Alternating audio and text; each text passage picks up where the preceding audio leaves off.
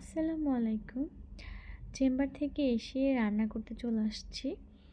বেশ কিছু কাঁচা টমেটো স্লাইস করে নিয়েছি। আজকের কাঁচা টমেটোগুলা আমাকে গিফট করেছে আমার ননসের হাসব্যান্ড। থ্যাংক ইউ ভাইয়া। আজকে খুব মজা করে এটা রান্না করব। আমি জানি না ভাইয়া ভিডিওটি দেখবে কিনা।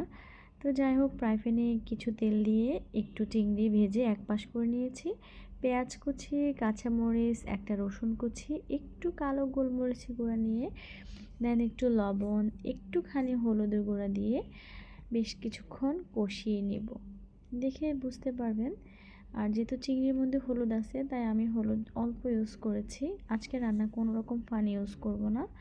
আমি যেহেতু ঝাল পছন্দ করি তাই আরও একটু লাল মরিচের গুঁড়ো অ্যাড করেছি। ঝাল কম বেশি বাড়িয়ে নেবেন।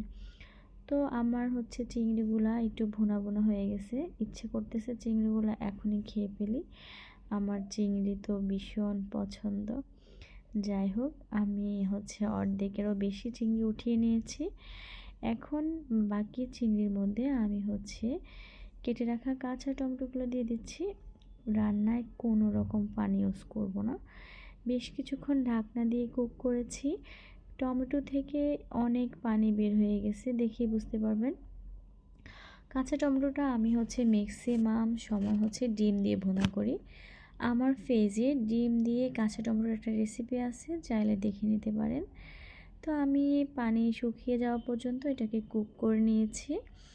এখন উপর দিয়ে কাঁচা টমেটো চিংড়ি মাছগুলো দিয়ে দিচ্ছি। এটা তো ভীষণ মজা হবে, দেখেই বোঝা যাচ্ছে। তো যাই হোক, যারা আমার ভিডিওটা ফেসবুক পেজ থেকে দেখছেন প্লিজ আমার পেজটিকে ফলো দিয়ে দিবেন।